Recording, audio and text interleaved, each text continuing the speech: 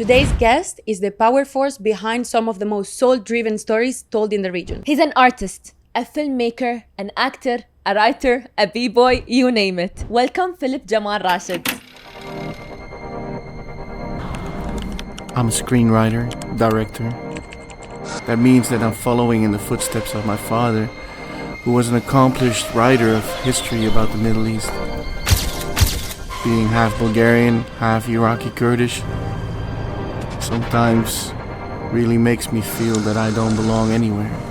You're too soft, too rough. You can only play the criminal, but never be the judge. I'm a mix of the Middle East and Europe, and I'm very futuristic, but also very traditional. When I went to casting agencies for the first time, the only thing I heard was, no, we can cast you for the criminal. So I've been in many situations where I shouldn't have been alive. You just anchor yourself back to yourself. But my goal was never to be famous. My goal was to be that person that nobody sees on TV. You got commissioned by the Louvre? Yeah, who else can say that? How do you see yourself in the next 5 to 10 years? If everything is gonna be replaced by AI, what are we gonna do? I came in with $100 in my pocket. I'm walking the red carpet in Cannes, and at the same time, I'm wondering where am I gonna sleep? Wow. You know, at the age of 25, getting a major deal with MTV, and it's also okay to explore the dark side and show that because there is no light if there's no darkness. I guess that's your purpose as well in life. Now that you're vocalizing everything, do you realize how cool you are? The world needs more people like you. Same amount of successes that you have reached. I got goosebumps, I almost cried, I got Yeah. emotional. That's why I'm a storyteller and love that. director.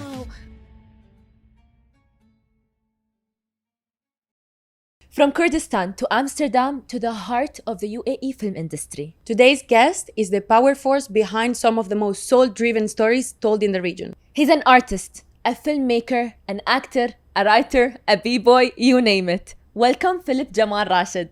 Thank you for having me, ladies. Thank you so much for joining us. We are just gonna jump right into it. We don't have time to waste. So I wanna get to know you, but I wanna start by diving right into it. What are the highlights of your career? Or may I say careers? You want me to answer now? Yes. Okay. We're just jumping right into it. The highlights of my career. Yeah, I had multiple careers. I was one of the first, I could say the first main character on Dutch TV with a Middle Eastern look in series and films back in 97, 98. I was on all the magazine covers before I Really? was even, let's say, blowing up on TV. Wow. So that was a big milestone for me. Another milestone was at the age of 25 getting a major deal with MTV to to basically make a funky hip hop kung fu series. Okay. What's the name of that? It was called Funky Fighter, What? but it was branded TV. That's how we called it back then, and it was 2-minute episodes sponsored by a phone company, and those were shown 10 times a day. Oh, right? wow. So the whole country knew us, Korea knew us, the States knew us, and everybody looked up to what we were doing, actually. That's huge. That's Yeah. incredible. At 25. At 25. And then Wow. another milestone was being able to tour professionally as a b-boy, have a career like Wow. that. And I had a theater show in Hollywood at the Avalon Theater, which was a small performance of me at a big hip-hop festival. And it was a big thing because 4 years before that, I was doing street shows on Hollywood Boulevard and Santa Monica Boulevard and Venice Beach. What? You are You know? cool. Wait, so So- you were living in the US? No, I was traveling. That was my life. I was traveling, filming, acting, dancing. Wow. And then I came here, and then the highlight was winning the short film festival at Dubai Film Festival with a film that was shot on a phone. And it proved everybody that I can tell stories and I don't need what you have, and I can still do better. What was the story about? It was very art house. So it was actually about home abuse and how we as people in a house don't realize what's going on because we often are busy with ourselves, right? For kids. That's such a good topic. So Yeah. was that the reason why you came here? Well, the reason that I came here, I never thought of coming here, to be honest. Okay. So for me, it was very much a big surprise. But the underground hip hop scene saw me in Holland, And all of them were like, yo, we're going to invite you. You got to come over, give classes and workshop. You got to teach us what you're doing. Because at that time, I was really, I would say, on a high international point of my career. But when I came here, I felt like, okay, I felt really good. I didn't want to travel anymore. Oh, wow. You know? I have the same feeling. Yeah, I bet. Seriously. And I never expected it, right? So I'm like, and I'm a mix of the Middle East and Europe, and I'm very futuristic, but also very traditional, and all these elements you can find You can here. see So I was here. like, okay. But when I came here, I decided I have to focus on my future for the next 30 years. So I stopped dancing and then focused on Oh, filmmaking. You Yeah. stopped dancing. Yeah, because here the dancing scene. Look, I was touring. We doing shows in France. Where I was judging worldwide. We're doing shows in LA. You know, in Germany, in Holland, and then here, you dancing. You have to put on a weird suit and dance in the mall. No, like, nah, Yeah. sorry. So you started as an actor, and then you got into the b-boy scene. Yeah. And then you have a high in your career. In acting, you have a high in your career as a dancer. You Yeah. have a high in your career as a director. What is the most recent high here in the UAE? Yeah, good question. I mean, I started with hip hop before acting. Oh, wow. Yeah, because of the street arts, I got into performing. That gave me the confidence, just to let people know, because people think that you know, acting came first, but the performing arts of street culture is what got me into film and acting and writing, because I used to write raps and lyrics as a kid, mostly bragging and boasting, is what got me into screenwriting, because I wanted to Oh, tell wow. stories, Wow. right? Because of our stage presence and because of being in a Kurdish band as a kid, all these things stay within you and course. makes you become a performer. Because I wasn't raised by my family, and my grandma, for example, babysat me when I was young, and she worked at a art house cinema. And when she would babysit me, she would take me to the cinema. So all day I'm watching movies in the cinema. That's why I'm a storyteller and love that. director. Wow. You were So- born an artist, honestly, it seems completely. like. And a lot of people don't know what b-boy means. Yeah. Can you please explain it for me as well? Yeah, b-boy And people. for me is a title that you have to earn, that you get by the elder generation, and it means basically a Bronx boy, a break boy. It's somebody who has done the journey of understanding the culture, the rhythm, the dance. It's not just doing tricks like most people think it is, right? Amazing. My biggest highlight here right now has been a lot. But alhamdulillah. That's So I'm really good. I came here with nothing, right? I came in with $100 in my pocket. I couch surfed for literally like different couches for 2 years. I won the award at DIF, but I'm walking the red carpet in Cannes, and at the same time I'm wondering, where am I gonna sleep? Wow. Yeah. So the struggle has been real. People think, oh, all this glory, and I just want to be famous. Nah, we made those films, and we won, and we made an impact with me not even having a roof over my head. You know. Those are a few highlights. But then the last highlight was, for example, we got commissioned by the Art Center at NYU and Shabak London with some support from AFAC and the Sharjah Performing Arts. We made a documentary about the b-boy culture in the region. And it was a transmedia project. I got mentored by an Oscar-nominated filmmaker. Can you mention? Yeah, Sam Green from New York. Wow. Yeah, so for Thank you, Sam Green. Thank you, Yes. Sam Green. Thank you, Bill Bragan from NYU, the Art Center. And this project opened so many doors, not just for me, but also for other people here. We showed it at the Ministry of Culture. We were an official UAE delegation representative at the Smithsonian Festival across the White House in Washington, Wow. showing street culture from the UAE.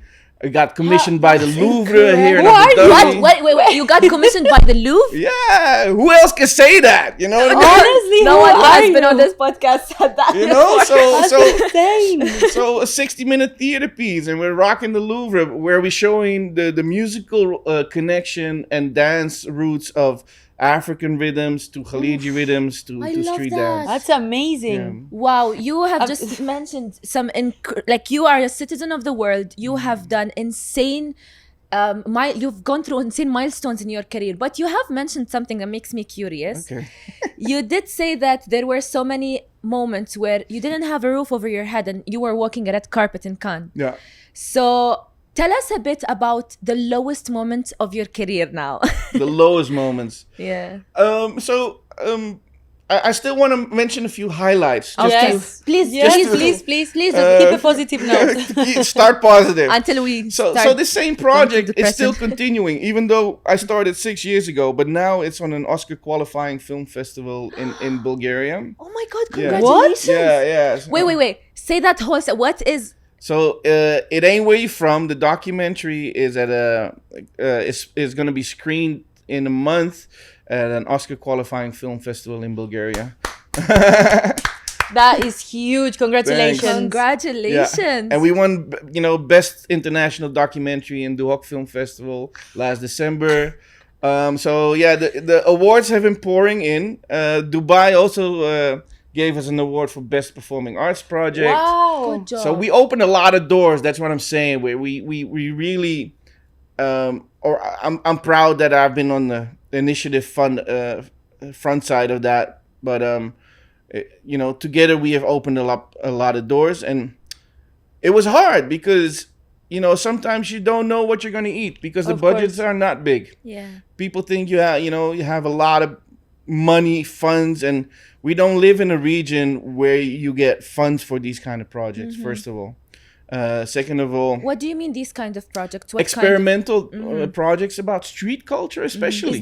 Is that the thing that you like to shoot the most? Experimental projects? Is that the line that you want to go directly Well, to? I like documentary, I like fiction, and I like putting a twist on it Yeah. and making it a genre blending experience because otherwise it's boring. Yeah. Yeah, it's all the same. We've all seen Yes. it, guys. The slick documentaries,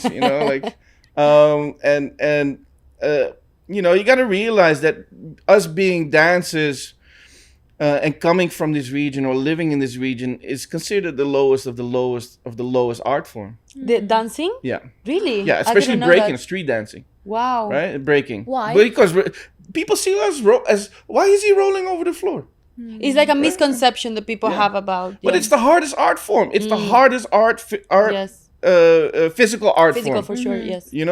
So that is the realization and the awareness I wanted to create. And but to come to the struggle part, so how are you going to put food on your table if you dedicate yourself 6 years to a project and everybody thinks that the budget is super big and you're trying to scrape things from here and there and get favors and that is super tough. But it's also about having a bigger. Oh, sorry. It's also about having a bigger vision, right? A bigger course. goal in mind, and not everybody sees that. The hard part was also losing people that didn't see what you were doing. Yeah. And who get jealous because all of a sudden they see you grow, Yeah. but they don't understand. Hey, man, I was do you here. I deal was with taking that? you with me. You know what I mean? But if you don't want it, you go your own way. I go my way. Yeah. Is that how you deal with those type of people? You just remove them from your life and you carry on? Well, no, because listen. This project has been on my mind since day one that I came here, and I already had conversations in Holland. I was known for this guy who makes all these great action, dancing, kind of related films, and I really had opportunities where I had to say no to Okay. because it didn't feel well. And when I came here, I was like, man, I have 4 stories in my Pocket. bucket, let's say, right? That I go, these are the ones I want to develop because I haven't seen it here yet, and not in the way that I'm doing Love it. that. And so it's been things of 10 years in the making, let's say. And when you get the opportunity, you have to take it. Of right? course. And if you ask me how I deal with those things, no, I give people chances. Everybody's human. We make mistakes. But if, you're the one in my living room learning how to make beats, right? Or learning certain tricks of dancing, of the culture, and you don't give credit of where you get it from, Yeah. I don't need 10% money. You know what I Yeah. mean? I don't need a fee from you. I don't need the gig from you. I can make my own gigs. But mention Respect. Yes. the value, the respect, Of course. the understanding. Where did you get it from? Of course. You know, that's it. Because Yeah. that's how we carry on legacy. That's how you create a community as That's well. how you create a community. Of course. Go on. No, no. I think it's okay. I wanted to ask you that obviously we have spoken about your highlights, your lows, but I'm also very, very curious to know where you want to go. How do you see yourself in the next 5 to 10 years? What are the things that you wish to achieve? It's such a good question because, man, we live in a time where everything is changing Yes. fast, right? Everything So is fast. so unpredictable at the moment. Yeah. So, and I'm a purist at the end of the day. But I don't shed technology. Like I said, I shot a film on the phone, the first 4K phone here. That has been also in the Samsung Museum in Korea as a Wow. as a as a little shout out to myself. Yeah, you should. I would literally tattoo that on my literally, head. I'm like, by the way, yeah. everyone who I meet. Yeah, and I have the Samsung Museum has my film that I directed, that That's I created. insane. Yeah. So, but that was also again technology, right? And now we live in a time of AI where everybody's we gotta make films with AI, this and that. But the more like technology should help us tell stories. It shouldn't replace us. You know, it's a big difference. So I still believe in organic storytelling with the tools that are available, but there's a reason why people need to interact with each other. Yes. There's a reason why people come Yes. together to listen to music, Yes. to dance, to watch a film, because there's an energy. Like we're sitting right here, we're talking about things that you cannot replace With AI. AI, but also not even with sitting alone at home watching something on the platform. Yeah. It's a very lonely experience. It's nice, and you fall asleep, and you're great, and you binge watch maybe a whole weekend. It's a nice experience, right? But it's not the same That's so true. as the experience of coming together, watching or listening to a concert, watching a film, talking about it, feeling the goosebumps together, looking at each other's eyes, and you go like, wow, that was amazing. Yeah. Or it was.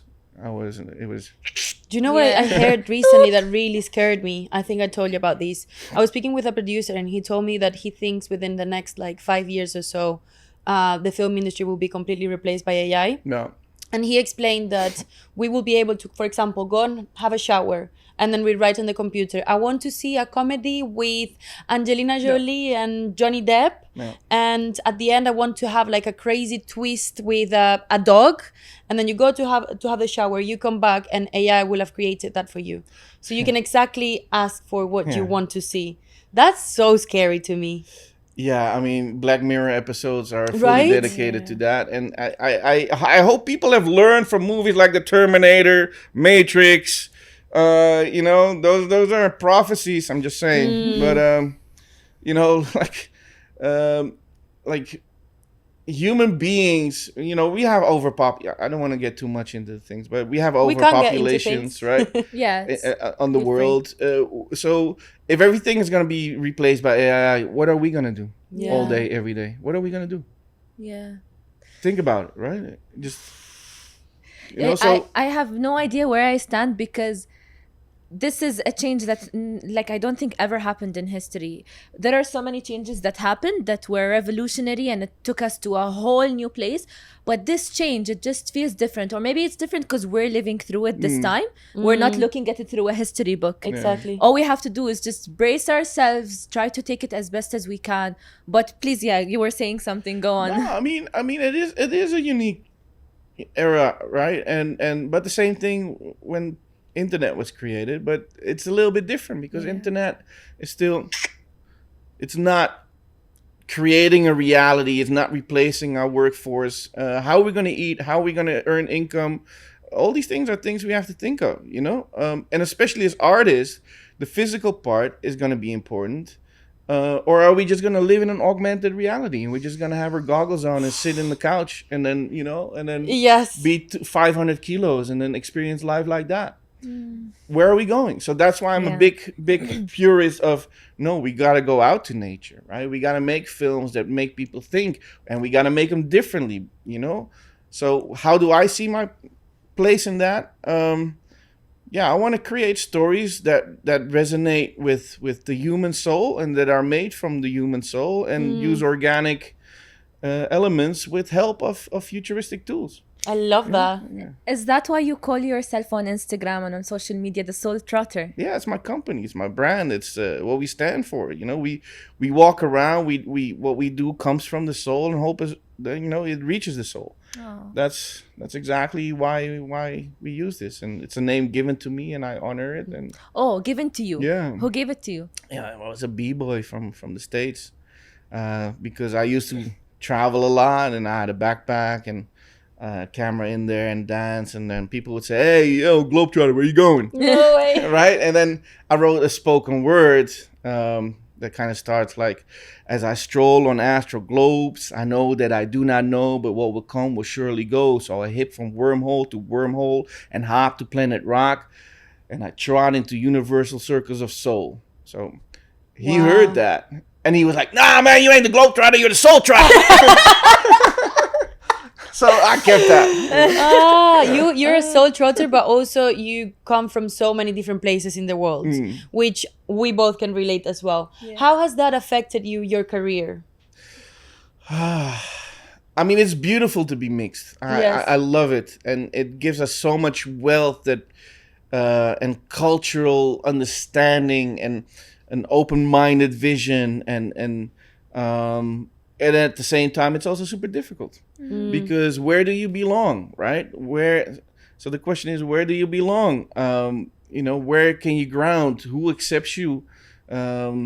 What is your tribe? You know, like you're the outsider everywhere. And that's just from a personal feeling, and then from a professional feeling, where do I apply for funding? For the longest, it's the hardest thing to do because, oh, yes, I have Iraqi Kurdish backgrounds, but I'm not an Iraqi refugee at the moment. I don't have an Iraqi passport, let's say. So Europe doesn't really fund me in that sense from here, right? Or the funds from here don't fund me because I'm Dutch. Yeah. You know what I mean? So I have to find my ways. And then in Holland, yes, I am applicable for funding. Right, but what happens if I want to tell stories that are beyond Holland? Yes. You know, how does that work? But also just from a salary perspective, right? We always had to fight for you know, being paid well because you know, you live in a country that's not yours, and you grow up even fighting to be in a good school. And you know, I grew up safely in Holland, and it was beautiful, and I'm very grateful, but at the same time, it was also very hard because, you know, like we didn't get the same opportunities. When I went to casting agencies for the first time, the only thing I heard was, "No, we can cast you for The Criminal." You know? Wow. That's, you know, like, or I come from an era where they would paint my face even darker. No way. Yeah, no, it just looks like you've been on a holiday. You're joking. Yeah, I'm not joking. Yeah. Was This is that the era that I come from. 96, 97, 98.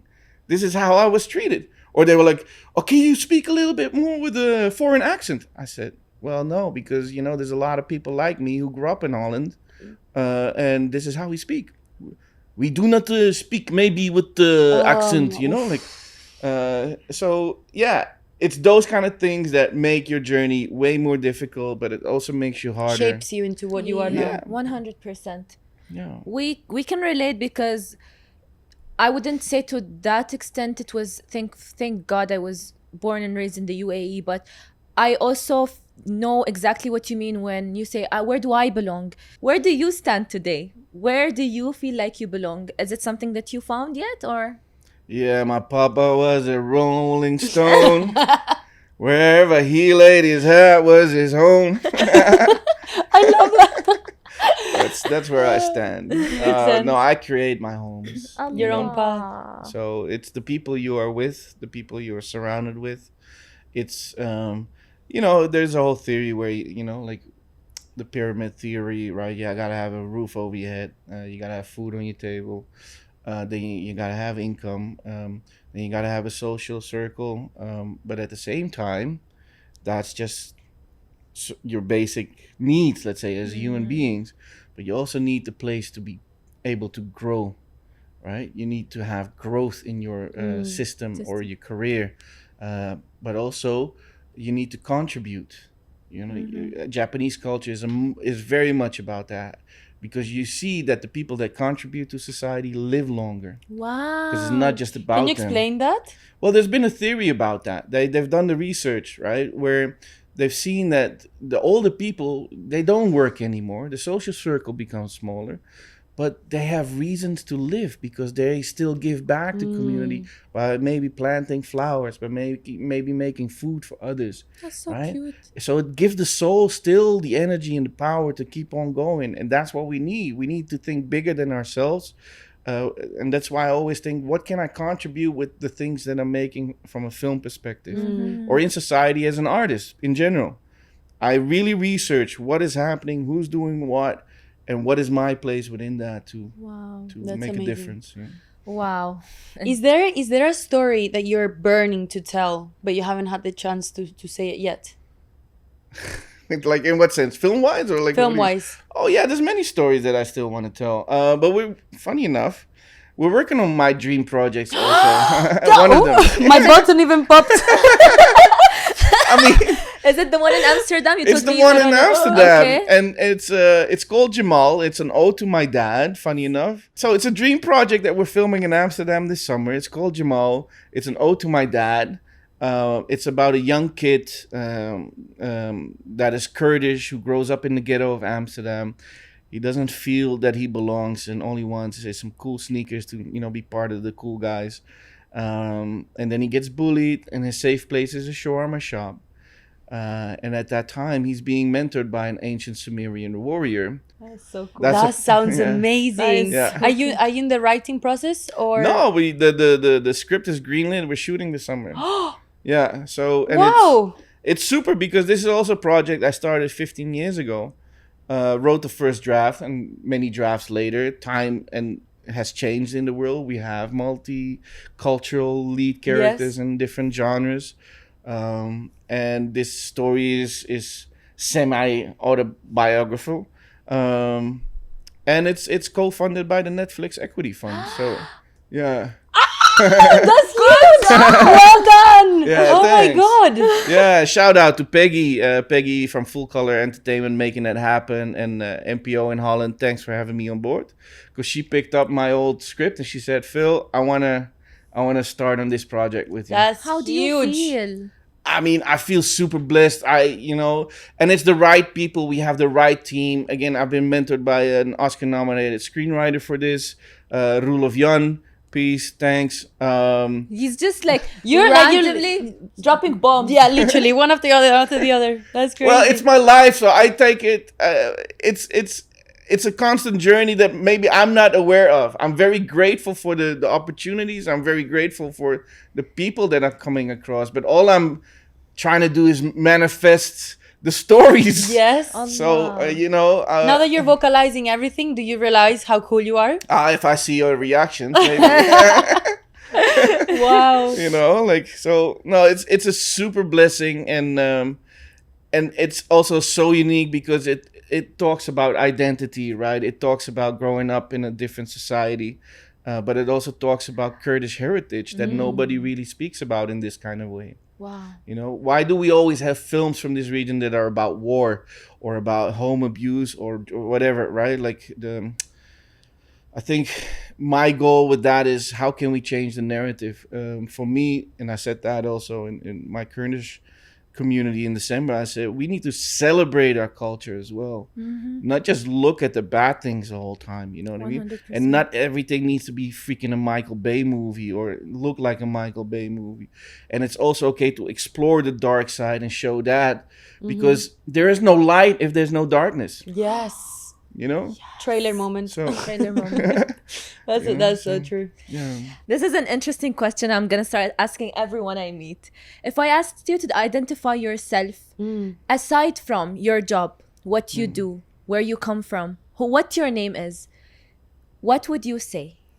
Yeah, I'm the soul trotter. That's the description, right? It's a wanderer that tells stories that that hopefully reach people, right? Like I picture like this animated character with a long beard and a stick just walking through ancient realms, and sharing stories from nation to nation and making people aware of their heritage and how important their story is, because Wow, everybody that's has a story. beautiful. I guess that's your purpose as well in life, right? Yeah. Wow. Yeah, because I used to make a lot of cool things, just because we all grow and you start somewhere, and then, in all honesty, that's why this last film is an ode to my dad. He was a professor in Middle Eastern history, with specialty of the Kurdish ancient, let's say, awareness.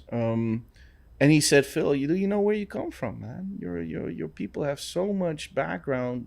Why don't you try to tell stories about that? And what we always wanted to do was create our version of Lawrence of Arabia or the Lion of the Desert, because he knows all these stories, right? But then from our perspective. Wow, well, Yeah. that's insane. That's If yourself as a kid could see you now, what do you think he will think? 1997 or even before that, when you were starting to do hip hop. Yeah. I spent a lot of time alone, funny enough, and I still feel like that little kid. I'm still Really? alone. Yeah. And Even though you have a huge community around you and people building things. not with you. everybody understands your journey. Yeah. You know what I mean? So your journey is very lonely, lonesome. And then you meet people along the way, and then you know what I mean. Some people fall off, and then it's a beautiful journey, and at the same time, it's also the magic of manifestation is where it comes all together. Let's say. Wow. Right? Did So- you used to manifest a lot this life that you're having at the Yeah. moment? Well, everything I've done has been through manifestation. I'll tell you this, because nobody believed in me in acting or filmmaking, right? And I didn't go to acting school. I didn't go to film school. Did you go to acting school? Yeah, or film school? I didn't. No?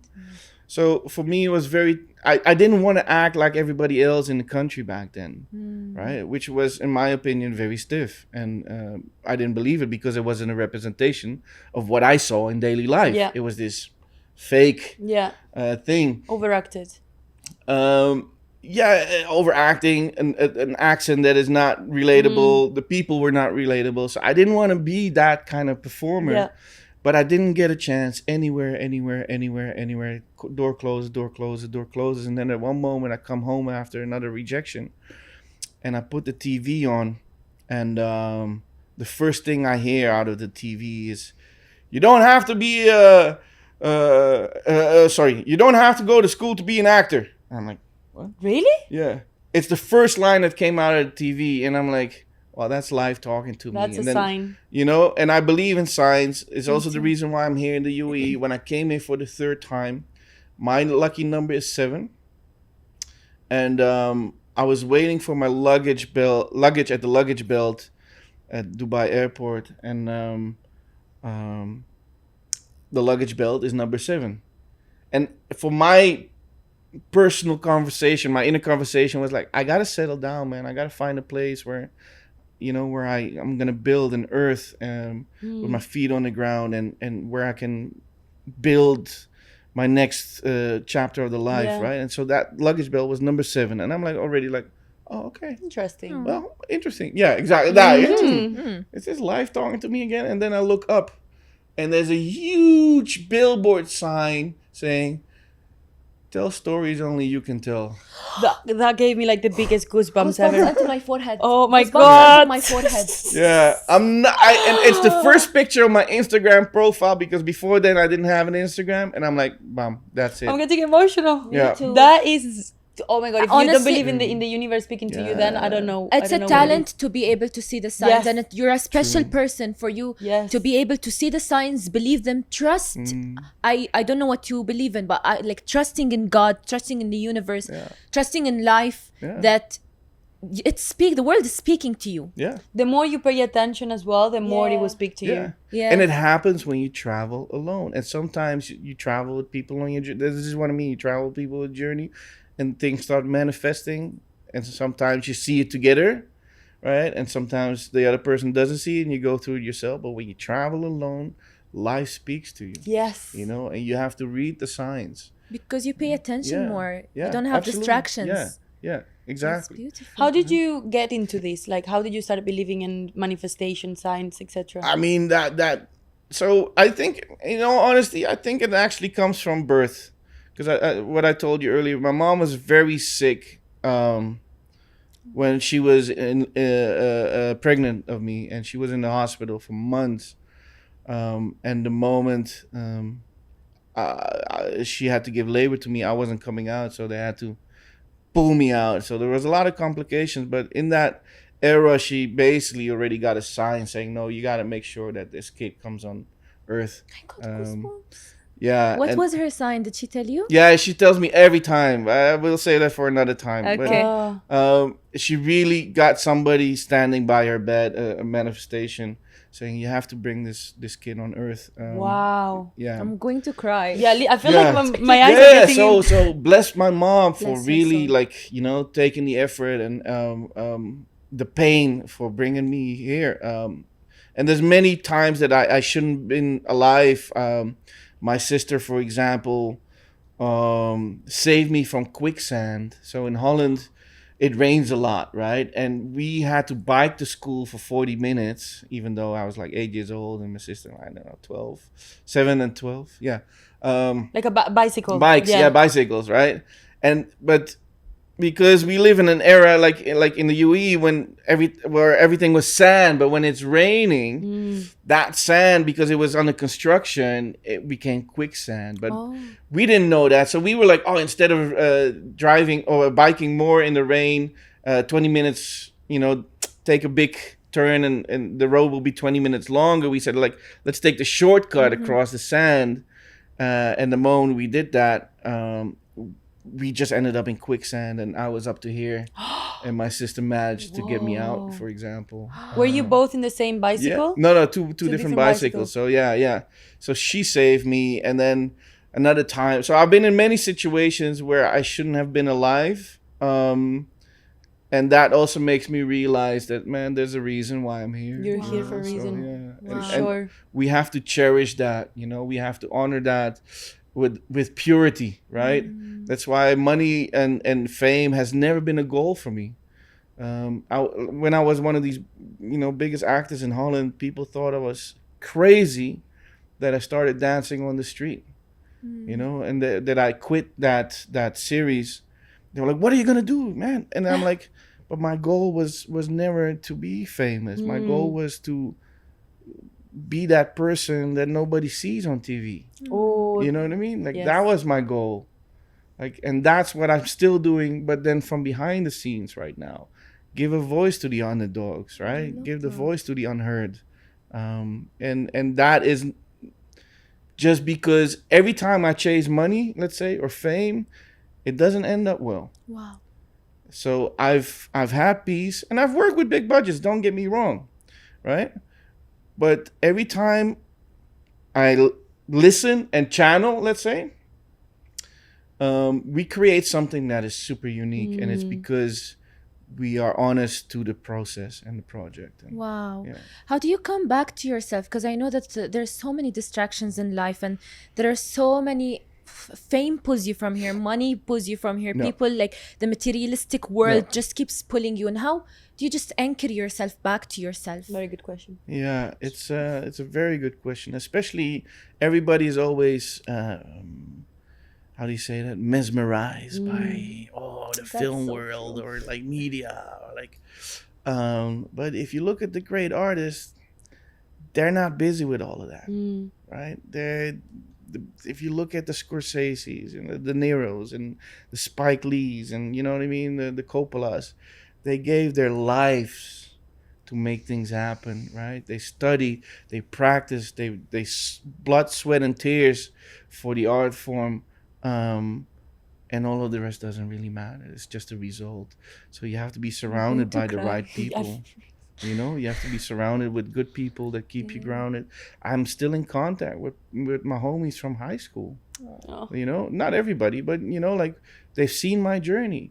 Even here, I still know some people that were on my first tour when I came here. Your 12 first what, sorry? My first dance tour. Okay. When I came here. For example, Arkam Al-Abri, he was our tour manager when we did the shows, and now he has his own singing career. So Amazing. yeah, Wow. we're part Was of he a each other's dancer? Now journey. he's a singer? I was a dancer. He And was he a was a tour s- manager at Ah, the okay. tour. And he now is a singer. The beautiful thing is of having people that you know see you grow in each other's journey. I think that is so important. You know, a lot of the people that approach me, Phil, how do I get famous? Phil, social media, you know what I mean? Or Phil, and I don't have much to say. I can't go in a conversation with somebody like that because your state of mind is not where I think I can give you advice to. You Yes. know, it's not my path. It's not my journey. Yeah, you want to be famous. You post 10 stories a day. You post, Yes. you know, pictures when selfies with famous people, and you know, like, yeah, you know, and a lot of people get famous like that. But I it's, Yeah, love there's a the lot way of- you put it. Sorry? I said I love the way he Yeah, put it. I love that. And there's a lot of misconception that anyone who is in this industry, they just do it because of fame. yeah. And not really. There's people that actually love the arts, Yeah. and they don't necessarily just do it because of that. Yeah. So I like the fact that you're saying that you're one of those people. Yeah, and I take it a little bit further because what we do and is not just entertainment, right? Entertainment is one part of it, but what we do is we're almost a documentation of a time and era and place and stories Yes. of people, you know, that last 100 years from now, hopefully. Because how come we still watch movies from the 70s? That's actually such a already- good way to Yeah. put it. No, I'm advocating for this heavily because it's not just Yes. about AI, social media content, and quick formats and just, you know, commercials. No, man. Why don't we invest in the real stories, the small stories, the stories of the people, show the diversity, show the beauty of this country as well? Because the strength in its power is because of its diversity. You know what I mean? And that is what we need to show. How come we know everything about New York? How come we know every borough? You know, it's because of all these makers. Spike That's Lee so had true. Brooklyn, right? Scorsese had the That's Italian so community, true. right? And they respected each other. And the whole world knows these people for the Yes. last 50 years. That's so. It's a great way to actually document history. yeah. We speak about, or we talk about history in books and at school, etc., where we don't really know if it's true or not. It Yeah. depends about who is writing, etc. But with films, you can go back and actually see what was happening at the time. And it's also still just a point of view. Don't get me wrong, Yeah. right? Yeah. But it's different point of views, Yeah. right? And it's a document that, again, it will outlast our lifetime. And so we should not throw film away. You know, we should not just focus on the 15-second reels. You know, we should not just focus on influencers that make you popular, because that is like fast food content. You have your burger after a long night, you know what I mean? But it's also, hey, I'm hungry in the next 15 minutes, Yes. you know? The world needs more people like you. Yes, for sure. More creative artists people, like yes. you. More artists like you for sure. I don't know. It wouldn't make me so special then. I love that. Yeah, so true. Do you feel like you've okay, we always do this thing at the end of the podcast. We say the mic is yours. If there's anything that you want to say, anything that you have been feeling the need to share with the world, the mic is yours. The camera is here. Feel free to say whatever.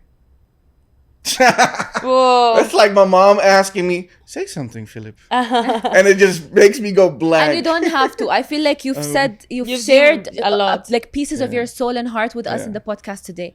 So Yeah. thank you for that, honestly. No, thank you for having me, ladies. I'm super happy and I'm super proud of what you two are doing, and Thank I you. really hope that you continue and keep shining. You know, Thank you. You're truly a very inspiring person, honestly.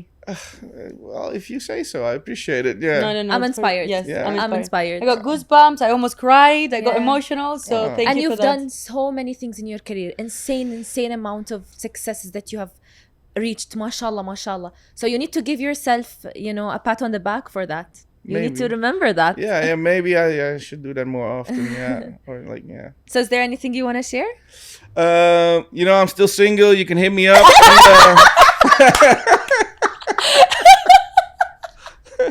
And, That's genuinely the best thing you could have said. Yeah. I mean, I don't know what to It's say. man. hilarious. I don't know. That's so funny. I love no one's ever said that. I love this so much. Hello. No, I always go blank, so No, it's really like You've shared honestly like more than enough. Last question. If you could go back to when you were a kid, yeah. what would you tell him back then? Yeah, beautiful question. It kind of relates to what you asked earlier, right? How would your younger self see you right now? Um, I think it's so beautiful because the older you get, the more calmer you get. You've seen more of life. I was always very impatient. Everything had to happen now. And if it didn't happen, I didn't believe in it. Can relate to that. Yeah, and Definitely it's relate to also, that. you know, when you make bread, for example, you need to, you make the dough, but you need to let it on the table and it needs to rise, right? It takes time. And then you put it in the oven, and then when it comes out of the oven, hopefully in a nice golden look, it still has to lay down, and you put a little cover over it, right? Yes. And all of these things, these attention for craftsmanship, takes time and attention, love, and care, and we have to have that not only in our process for what we do, but also as a human being, and most importantly, care for yourself as well, like you said, because I'm not really good at that. I'm very hard on myself. I don't feel that I am where I need to be. I don't feel I've accomplished what I need to accomplish. That's imposter syndrome.